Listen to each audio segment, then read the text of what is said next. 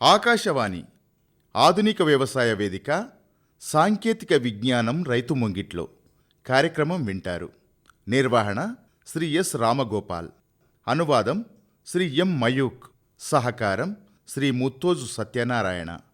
ఇందులో పాల్గొన్నవారు శ్రీమతి Lakshmi Lavanya, Shri K Srihari, Shri Gopisetty Karyavardhi, Shri KV Chanderpaul Reddy, Shri Pawan Kumar Pothuluri, శ్రీమతి PVL Sharada, Shri D Parameshwarachari, శ్రీమతి T Anuradha, Shri K Venkataramana, Shri Kaliprasad.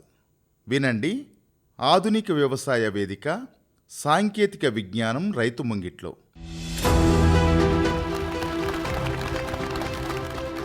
నమస్కారం.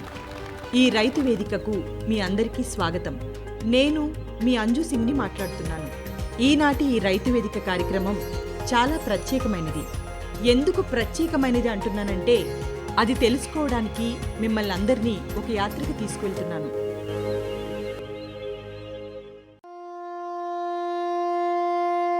మనం ఇప్పుడు ఎలాంటి భూమిపై ఉన్నామంటే, గంగానది తీరాన ప్రతిరోజు చక్కటి హారతితో ఉదయాన్ని చూస్తాము.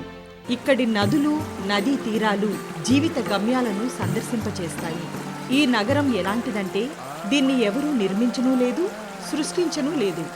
ఈ నగరం ఎప్పటి నుండో ఉంది, అలాగే శాశ్వతంగా ఉండిపోతుంది కూడా. ఇది వారణాసి, మన భోళాశంకరుడి నగరంగా వెలసిల్లుతున్నది. ఈనాటి మన రైతు వేదిక కార్యక్రమాన్ని ఈ పావన వారణాసి నగరంలో నిర్వహించుకుంటున్నాం. మరి ఈనాటి కార్యక్రమాన్ని ప్రారంభించుకుందామా?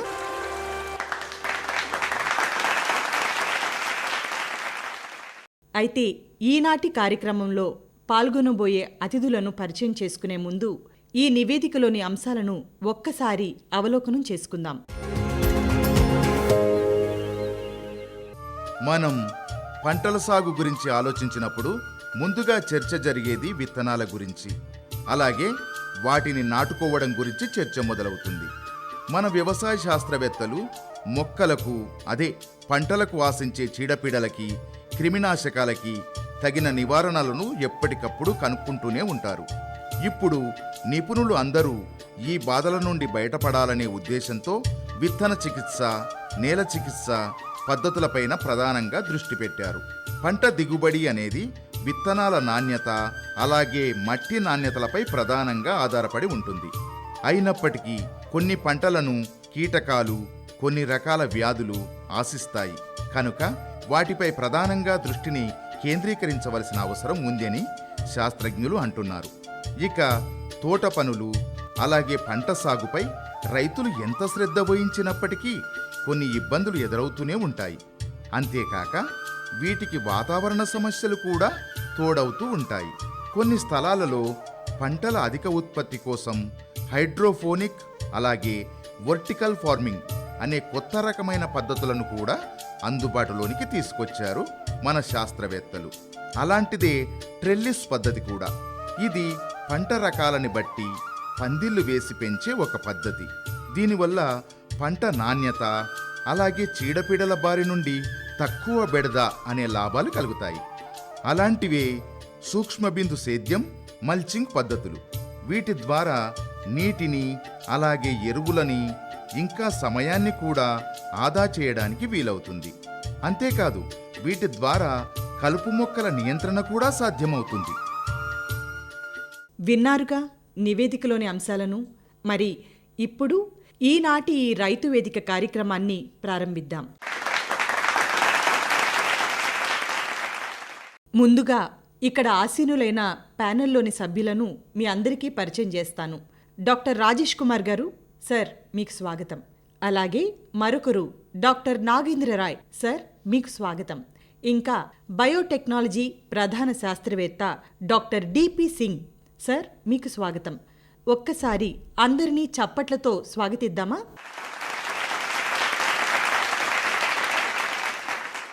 వ్యవసాయ రంగంలో కూరగాయలు, పళ్ల ఉత్పత్తి అనేది ఎంతో ముఖ్యమైనది. అయితే ఇందులో రైతుల పాత్ర మరింతగా పెరగవలసిన అవసరం ఉంది. ఈ కూరగాయల సాగు చేసేటప్పుడు ఏ ఏ టెక్నిక్స్ను ఉపయోగించాలి, వేటిని ఉపయోగించకూడదు, డాక్టర్ నాగేంద్ర రాయ్ గారిని అడిగి తెలుసుకుందాం. మన ఐసీఏఆర్ ఆధ్వర్యంలో పనిచేస్తున్న Indian institute of vegetable research IIVR కూరగాయల సాగు విధానంలో ప్రత్యేక దృష్టిని సారించింది. మన దేశంలో దాదాపు 70 రకాల కూరగాయల సాగు జరుగుతూ ఉంటుంది. వీటిలో 60% కూరగాయలపై పరిశోధనలు కొనసాగిస్తున్నాం. వీటిలో కూడా అత్యంత ప్రధానమైనవి 20 కూరగాయలు ఉన్నాయి. వాటిలో టమోటా, వంకాయ, గోబీ పువ్వు, క్యాబేజీ, మిర్చి పంటలపైన, అలాగే కొన్ని రకాల ఆకుకూరలు, సోయాబీన్ మొదలైన పంటలపైన ఈ IIVR సంస్థ పరిశోధనలు చేస్తూనే ఉంది. ఈ IIVR సంస్థ ప్రారంభమై ఇప్పటికి 34 సంవత్సరాలు అవుతుంది. అప్పటి నుండి కూడా దాదాపు 134 రకాల కూరగాయల వెరైటీలను ఈ సంస్థ అభివృద్ధి చేసింది. వీటిలో దాదాపు 40% వరకు వెరైటీలు మన రైతులకు చేరుకున్నాయి. డాక్టర్ డిపి సింగ్ గారు, మీరు చెప్పండి, రైతులు సాగు చేస్తున్న ఈ సరికొత్త వెరైటీలలో కూడా వాతావరణ పరిస్థితులతో కొన్ని రకాల ఇబ్బందులు ఎదుర్కొంటుంటారు. మరి బయోటెక్నాలజీలో వీటికి తగిన పరిష్కారం లభిస్తుందా?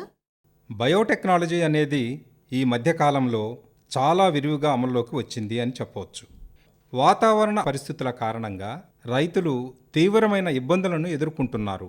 ఈ సమస్యలను దృష్టిలో పెట్టుకొని రైతుల కోసం సరికొత్త వెరైటీలను అభివృద్ధి చేయడం జరుగుతుంది. వీటి ద్వారా రైతులకు ఖర్చు తక్కువ, దిగుబడి ఎక్కువ వచ్చే విధమైన రకాలను అందుబాటులోకి తేవడం జరుగుతుంది. బయోటెక్నాలజీతో తక్కువ స్థలంలో పండించుకోగలిగే హైడ్రోపోనిక్, అలాగే వర్టికల్ ఫార్మింగ్ పద్ధతులు అనేవి ఎంతో అధునాతనమైనవి. అలాగే ట్రెల్లిస్ పద్ధతి, ఇది కూడా అధిక దిగుబడితో పాటు మంచి నాణ్యమైన పంటను ఇవ్వగలిగే పద్ధతి. అధిక ఉత్పాదకతను ఇచ్చే అధునాతన ఉద్యానవన పద్ధతులను కూడా అందుబాటులోకి తేవడం జరిగింది. కొంతమంది రైతులు వారి సందేహాలను అడగాలనుకుంటున్నారు. నాణ్యమైన విత్తనాలు మాకు ఎలా లభిస్తాయి? అలాగే మీ సంస్థ ద్వారా గ్రామానికి మీరు ఎలాంటి కార్యక్రమాలు చేపడుతున్నారు? మన ఈ వారణాసిలో ఉన్న IIVR సంస్థ నుండి వెలువడే టెక్నిక్లని ఒక రకంగా బ్రాండ్ పేరుతో పిలుస్తూ ఉంటాం. అదే వారణాసి అని, దీన్నే కాశీ అని కూడా అంటాం. మా ఈ సంస్థ నుండి ఎన్నైతే టెక్నిక్లని మేము రైతులకు అందజేస్తామో వాటిని వారణాసి లేదా కాశీ టెక్నిక్లని పిలుస్తుంటారు. మేము రైతులకు నాణ్యతతో కూడిన విత్తనాలను అందజేస్తాము. అలాగే వాళ్ళ కోసం ఫీల్డ్ డెమాన్స్ట్రేషన్స్ చేస్తూ ఉంటాము. మేము రూపొందించిన సరికొత్త టెక్నిక్లతో రైతులకు శిక్షణను కూడా అందజేస్తాము. వాతావరణ పరిస్థితుల మార్పు అనేది మన కూరగాయల సాగులో ఏ విధమైన ప్రభావాన్ని చూపుతుంది? రాబోయే 15 సంవత్సరాల కాలంలో చూసుకుంటే కనుక కూరగాయలలో పోషకతత్వాల విలువ పెరుగుతుంది. ఈ ప్రభావం సరికొత్తగా రూపొందించబడిన వెరైటీలపై ఏ విధంగా పనిచేస్తుంది? వాతావరణ పరిస్థితుల ప్రభావం అనేది కూరగాయల సాగులో తప్పనిసరిగా ఉంటుంది. అయితే ఈ ప్రభావం పెద్ద రైతులపై అంతగా ఉండడం లేదు. అందుకు కారణం వాళ్ళు కూరగాయల సాగులో ఆధునిక సాగు పద్ధతులను పాటించి సమస్యలను అధిగమించగలుగుతున్నారు. కానీ చిన్న మరియు సన్నకారు రైతులపై ఈ ప్రభావం కొంత తీవ్రంగానే ఉందని చెప్పవచ్చు. ఎందుకంటే ఈ రైతులు పంట సాగును బహిరంగ ప్రదేశాలలోనే సాగు చేస్తున్నారు కాబట్టి. ఈ విషయంలో మన కూరగాయల పరిశోధన విభాగం వారు కొత్త టెక్నిక్లను అభివృద్ధి చేసి సాగు చేసే విధానాలను రైతులకు అందిస్తున్నారు. ఇప్పుడు రైతులు కొన్ని ప్రశ్నలు అడగాలనుకుంటున్నారు. అవేమిటో విందామా?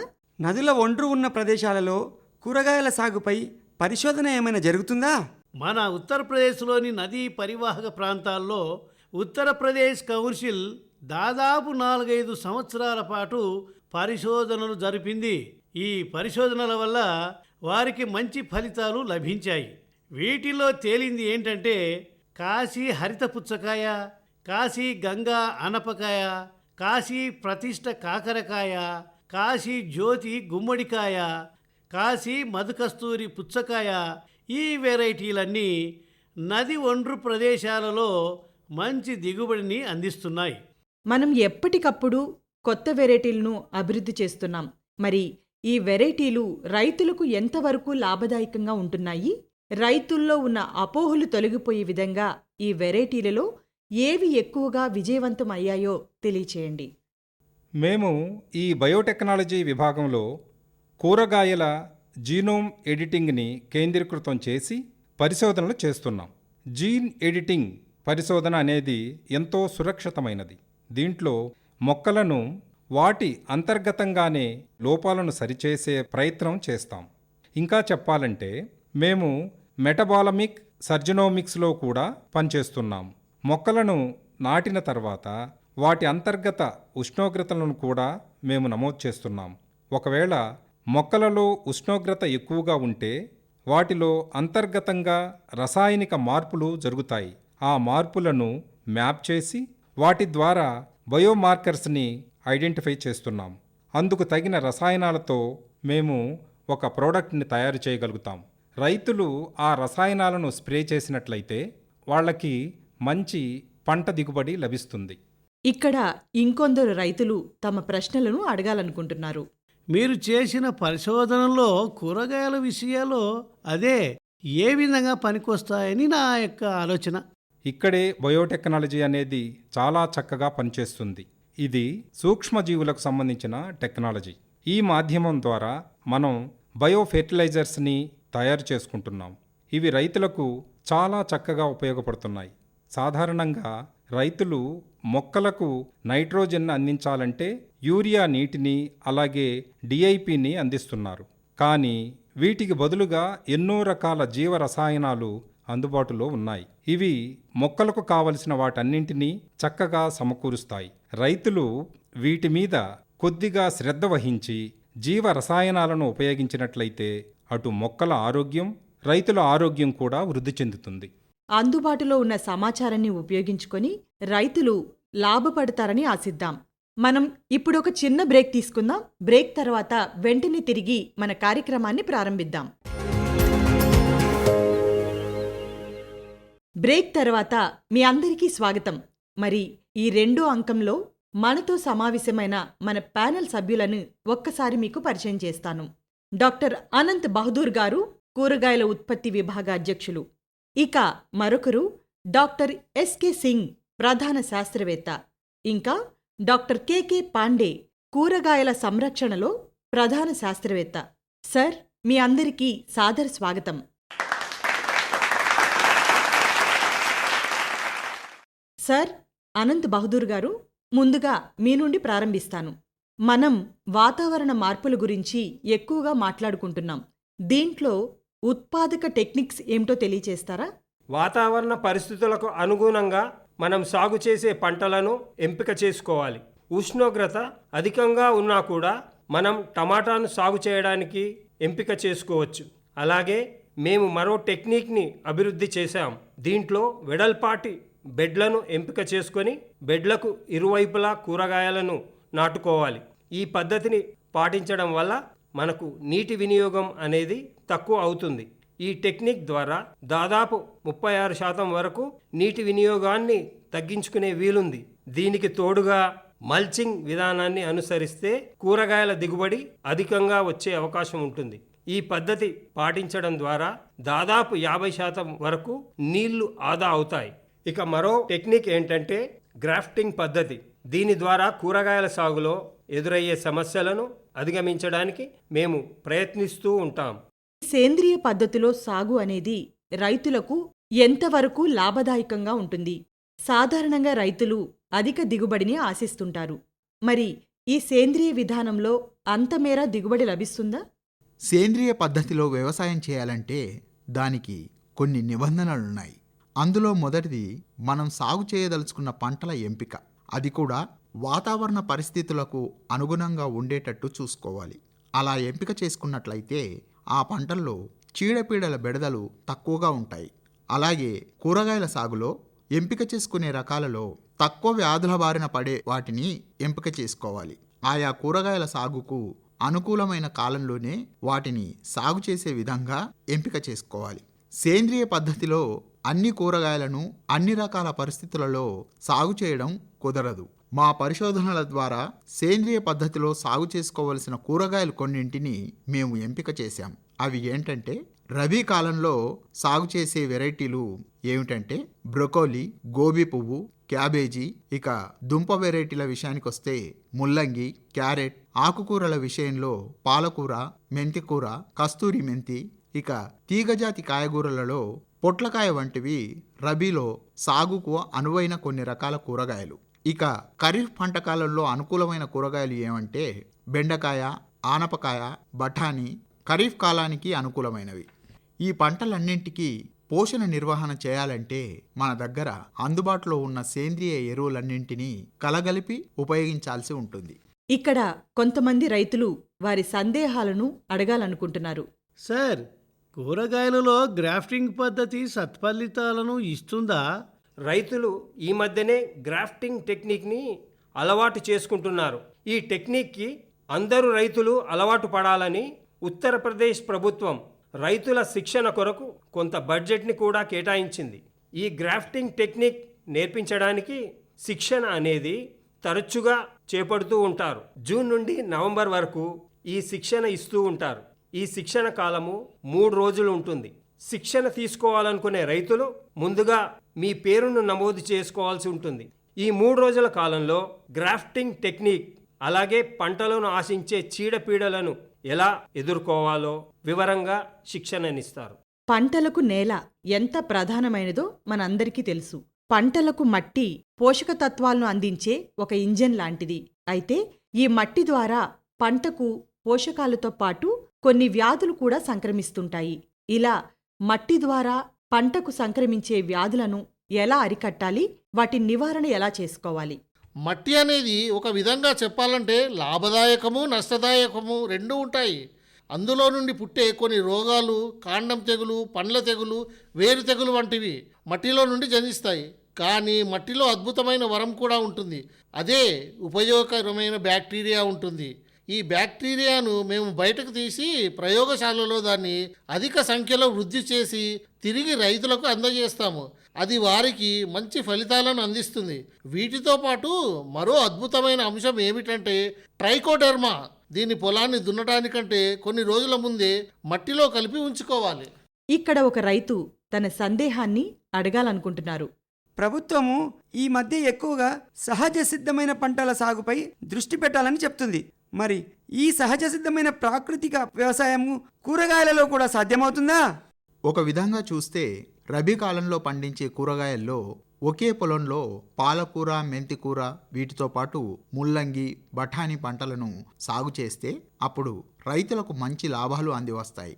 అలాగే మల్చింగ్ విధానంలో కూరగాయల సాగును గనక చేస్తే మంచి లాభాలు లభిస్తాయి. అయితే రైతులు ప్రాకృతిక వ్యవసాయాన్ని కూడా చేయవచ్చు. ఈ విధానం మన పూర్వీకుల నుండి వస్తున్న ఒక పద్ధతి. ఈ ప్రాకృతిక వ్యవసాయాన్ని ప్రోత్సహించడానికి ప్రభుత్వం ఒక స్కీమ్ని కూడా ప్రవేశపెట్టింది. అదేమిటంటే PKVY, పరంపరాగత్ కృషి వికాస్ యోజన, అంటే సాంప్రదాయక వ్యవసాయ అభివృద్ధి పథకం. ఈ పథకాన్ని సద్వినియోగం చేసుకుని రైతులు సాంప్రదాయ పద్ధతిలో వ్యవసాయ సాగు చేసుకోవచ్చు. ఇందులో ఉన్న మంచి అంశం ఏమిటంటే రసాయనిక పదార్థాలు, ఎరువుల వంటివి వాడడం అనేది జరగదు. అంతేకాదు ఆ పొలంలో మట్టి నాణ్యత మంచిగా మెరుగవుతుంది. సరే, ఇప్పుడు మన ఈ రైతు వేదిక కార్యక్రమంలో మరొక బ్రేక్ తీసుకుందాం. మళ్ళీ మనం వెంటనే కలుద్దాం. బ్రేక్ తర్వాత అందరికీ స్వాగతం. ఇప్పుడు ఇక్కడ మనతో ప్యానెల్ సభ్యులు సిద్ధంగా ఉన్నారు. మన సందేహాలను తీర్చడానికి డాక్టర్ నీరజ్ సింగ్, ప్రధాన శాస్త్రవేత్త. సార్, మీకు స్వాగతం. డాక్టర్ రాకేష్ కుమార్, ప్రధాన శాస్త్రవేత్త. సార్, మీకు స్వాగతం. ఇంకా డాక్టర్ స్వాతి శర్మ, ప్రధాన శాస్త్రవేత్త, పోస్ట్ హార్వెస్ట్ మేనేజ్మెంట్. మా అతిథులందరికీ మరోసారి సాదర స్వాగతం. సార్, డాక్టర్ సింగ్ గారు, మీ నుంచి ముందుగా ప్రారంభిద్దాం. ప్రభుత్వం ద్వారా ఎలాంటి కొత్త ప్రాజెక్టులు సిద్ధం చేయబడుతున్నాయి? మన రైతులు కూరగాయలను పండిస్తున్నారు. వీటిలో IPM పద్ధతులు, అలాగే సేంద్రియ పద్ధతులను పాటించడానికి ఎలాంటి ప్రణాళికలు అందుబాటులో ఉన్నాయో తెలియచేస్తారా? మా సంస్థానం ద్వారా చేసే రైతు ప్రయోజనాలలో అన్నిటికంటే ప్రధానమైనది ఫార్మర్ ఫస్ట్. ఆ ప్రయోజనం పైననే మేము ఎక్కువగా శ్రద్ధ వహిస్తాం. ఈ ప్రయోజనం చాలా కాలంగా అమల్లో ఉంది. ఇది బనారస్ ఇంకా మీర్జాపూర్ ప్రాంతాల్లో అమల్లో ఉంది. ఇందులో రైతు ప్రయోజనాలే ప్రధానంగా కేంద్రీకృతం చేసుకొని ఇన్నోవేషన్స్ ఆవిష్కరణలు ఉంటాయి. ఇవే కాకుండా ఫ్లాగ్షిప్ కార్యక్రమాలు కూడా కొనసాగుతాయి. ఇందులో షెడ్యూల్డ్ కులాలు, షెడ్యూల్డ్ తెగలకు సంబంధించిన కొన్ని కార్యక్రమాలు కేవలం వారి కోసమే ఏర్పాటు చేయబడ్డాయి. షెడ్యూల్డ్ కులాల కోసం దేశవ్యాప్తంగా ఈ కార్యక్రమాలు కొనసాగుతున్నాయి. అయితే మా సంస్థానం ద్వారా ఉత్తరప్రదేశ్, బీహార్, పశ్చిమ బెంగాల్ ఈ 3 రాష్ట్రాల్లో ఈ కార్యక్రమాన్ని నిర్వహిస్తున్నారు. ఇక ఫ్లాగ్షిప్ కార్యక్రమంలో షెడ్యూల్డ్ కులాల వారికి మాత్రమే అమలయ్యే కొన్ని ప్రయోజనాలను, కొత్త టెక్నిక్లను మేము వారి కోసం అభివృద్ధి చేస్తున్నాం. ఈ కార్యక్రమంలో భాగంగా షెడ్యూల్డ్ కులాల వారికి కొత్త టెక్నిక్ల విషయంలో శిక్షణను అందిస్తూ వాళ్ళని స్కిల్డ్ ఫార్మర్స్గా తీర్చిదిద్దుతాం. ఈ కార్యక్రమాలకు తోడుగా ఉత్తరప్రదేశ్, జార్ఖండ్ ఈ 2 రాష్ట్రాల్లో షెడ్యూల్డ్ తెగలను దృష్టిలో పెట్టుకొని మేము సరికొత్త ప్రణాళికలను రూపొందించి వాళ్లకు అందులో శిక్షణనిస్తున్నాము. సాధారణంగా మన ఈశాన్య రాష్ట్రాలలో సహజ సిద్ధమైన వ్యవసాయమే జరుగుతూ ఉంటుంది. ప్రాకృతిక వ్యవసాయ విధానంలోనే సాగు జరుగుతూ ఉంటుంది. అంతేకాదు, అక్కడ కూరగాయల ఉత్పత్తి చాలా అధికంగా జరుగుతుంది. మన వ్యవసాయ సంస్థానం దీనిపై పెద్దగా శ్రద్ధ వహించలేదు. మరి దీనిపై దృష్టి సారిస్తే అది ఎంతవరకు ఉపయోగకరంగా ఉంటుంది అని అడుగుతున్నాను. ఈశాన్య రాష్ట్రాల గురించి మాట్లాడితే గనక అందులో ఉద్యానవన పంటలు ఏవైతే ఉన్నాయో వాటికి సిక్కిం రాష్ట్రం పేరుగాంచింది. ఈ రాష్ట్రాన్ని అధికారికంగా సేంద్రియ వ్యవసాయ రాష్ట్రం అని ప్రకటించడం కూడా జరిగింది. ఇక్కడి ఈశాన్య రాష్ట్రాలలో ఫర్టిలైజర్స్ ఇంకా పురుగుమందుల వాడకం అనేది దేశీయ సగటుతో పోల్చితే దాదాపుగా శూన్యమని చెప్పాలి. పురుగుమందులు, ఫర్టిలైజర్స్ వాడకపోవడానికి గల కారణం వాళ్ళు ఉపయోగించే నాణ్యమైన విత్తనాలు మాత్రమే.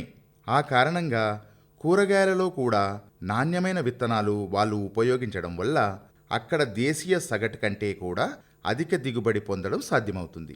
సాధారణంగా దేశీయ సగటు హెక్టార్కి 5 టన్నులుగా ఉంటుంది. కానీ ఈ ఈశాన్య రాష్ట్రాలలో అది 6, 7, అధికంగా 8 టన్నులుగా నమోదవుతూ ఉంటుంది. ఆ విధంగా అక్కడ విత్తన ఉత్పత్తి జరిగినప్పుడు దాన్ని తిరిగి పదే ఉపయోగించడం వల్ల ఇది సాధ్యమవుతుంది. ఈ దిశలో భారతీయ కూరగాయల పరిశోధనా సంస్థ ఒక మంచి నిర్ణయం తీసుకుంది. దాదాపు 5-6 సంవత్సరాల నుండి వాళ్ళకి శిక్షణనిస్తున్నాం. అక్కడ ఒక ఆర్గనైజేషన్ ఉంది. అది సెంట్రల్ అగ్రికల్చర్ యూనివర్సిటీ, ICAR విభిన్న కేంద్రాలు ఉన్నాయి. ఆత్మ సెంటర్ ఉంది. కేబ్, ఎథోస్ ఈ మాధ్యమాలను మేము అనుసంధానం చేసి వారు మాట్లాడుకునే స్థానిక భాషల్లో వారికి అర్థమయ్యే విధంగా మేము అక్కడ శిక్షణను అందిస్తున్నాము.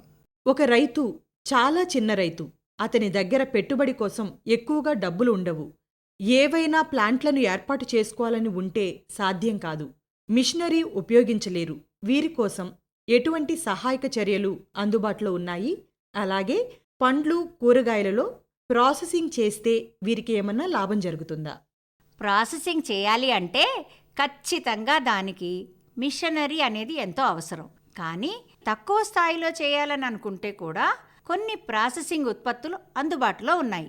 FPO మాధ్యమం ద్వారా రైతులు వాటిని ఇంట్లో కూడా చేసుకోవచ్చు. కొంతమంది రైతులు సమూహంగా ఏర్పడి ఈ ప్రాసెసింగ్ ప్లాంటును ఏర్పాటు చేసుకోవచ్చు. ఉదాహరణకు డీహైడ్రేటెడ్ వెజిటబుల్స్ అంటే కూరగాయలని తేమ లేకుండా ఎండబెట్టడం. ఇది గతంలో కూడా చేసేవారు. ఇది పాత పద్ధతి. ఎటువంటి హంగామా ఆర్భాటం లేకుండా ఇంట్లోనే చాలా విశ్రాంతిగా ఈ డీహైడ్రేషన్ అనేది చేపట్టవచ్చు. ఇందుకు సూర్యరశ్మి అనేది ఉపయోగపడుతుంది. కానీ ఇది పగటి వేళలో మాత్రమే చేయడం కుదురుతుంది. అలా కాకుండా ఒక క్యాబినెట్ డ్రైయర్ కనుక తీసుకున్నట్లయితే నిరంతరంగా దీంట్లో కూరగాయలని డీహైడ్రేట్ చేయవచ్చు. అది కూడా తక్కువ ఖర్చుతో, తక్కువ శ్రమతో సాధ్యమవుతుంది. ఇందుకు ప్రభుత్వం తోడ్పాటు కూడా అందిస్తుంది. Prime ministers micro food scheme ద్వారా సబ్సిడీని అందిస్తుంది. రైతులు ఎవరైనా ఈ పథకం ద్వారా డీహైడ్రేషన్ ప్లాంట్ను ఏర్పాటు చేసుకోవాలనుకుంటే వాళ్లకు 10 లక్షల రూపాయల రుణం తీసుకున్నట్లయితే అందులో 35% వరకు సబ్సిడీని అందిస్తుంది. ఈ పథకాన్ని రైతులందరూ వినియోగించుకోవచ్చు. ఇక్కడ ఎవరైనా రైతు ప్రశ్న అడగాలనుకుంటున్నారా? రైతులు ఎవరికైనా నాణ్యమైన విత్తనాలు కావాలని అంటే వారు వాటిని తమ ఇంటి వద్దనే ఉండి విత్తనాలను తీసుకోవడం సాధ్యమవుతుందా? మనందరికీ తెలిసిన విషయం ఏమిటంటే ఇప్పుడు మనం డిజిటల్ ఎరాలో జీవిస్తున్నాం. ఈ రోజుల్లో ఎన్నో డిజిటల్ ప్లాట్ఫామ్లు అందరికీ అందుబాటులో ఉన్నాయి. అంతేకాదు మా సంస్థ వెబ్సైట్ కూడా అందుబాటులో ఉంటుంది. ఫేస్బుక్ ఉంది, ఇన్స్టాగ్రామ్ ఉంది, లింక్డ్ఇన్ ఇంకా ట్విట్టర్లు ఉన్నాయి. వీటన్నిటితో పాటు రైతు ఎవరైనా విత్తనాలు కావాలంటే మా డైరెక్టర్ గారికి మనీ ఆర్డర్ చేసి వాళ్ళకి కావలసిన విత్తనాల గురించి వివరాలు రాసి పంపిస్తే వాళ్ళకి కావలసిన విత్తనాలను వారి ఇంటి వద్దకే అందజేయడం జరుగుతుంది.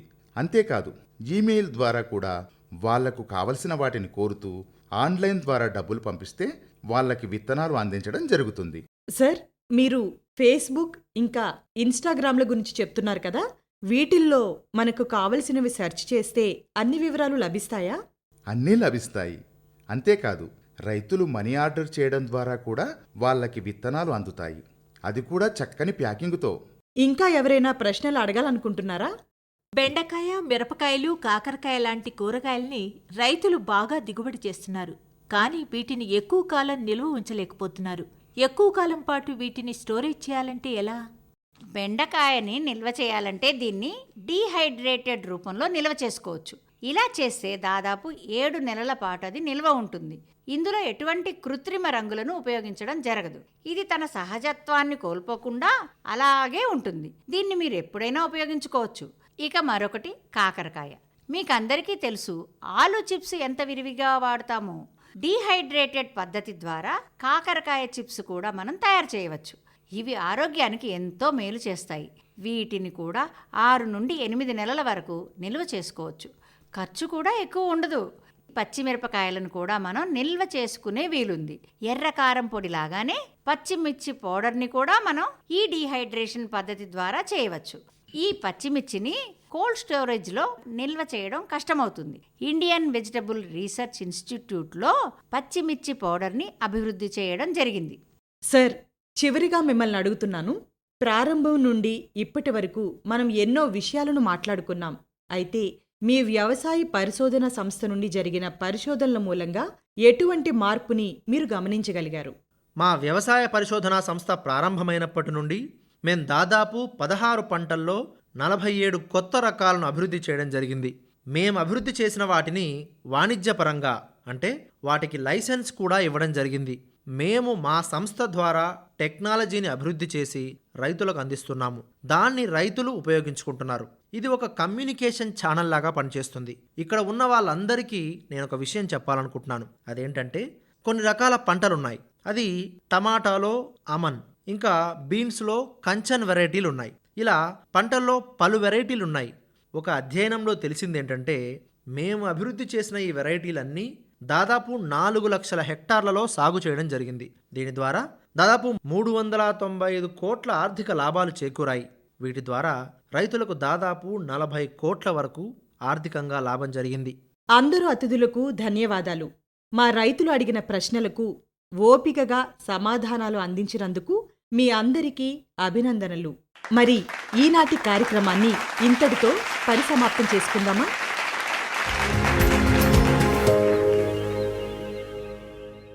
ఇంతవరకు ఆధునిక వ్యవసాయ వేదిక సాంకేతిక విజ్ఞానం రైతు ముంగిట్లో కార్యక్రమం విన్నారు. అనువాదం శ్రీ ఎం మయూక్, నిర్వహణ శ్రీ ఎస్ రామగోపాల్, సహకారం శ్రీ ముత్తోజు సత్యనారాయణ. ఇందులో పాల్గొన్నవారు శ్రీమతి లక్ష్మీ లావణ్య, శ్రీ కె శ్రీహరి, శ్రీ గోపిశెట్టి కార్యవర్ధి, శ్రీ కెవి చంద్రపాల్ రెడ్డి, శ్రీ పవన్ కుమార్ పోతులూరి, శ్రీమతి పివిఎల్ శారద, శ్రీ డి పరమేశ్వరాచారి, శ్రీమతి టి అనురాధ, శ్రీ కె వెంకటరమణ, శ్రీ కాళీ ప్రసాద్.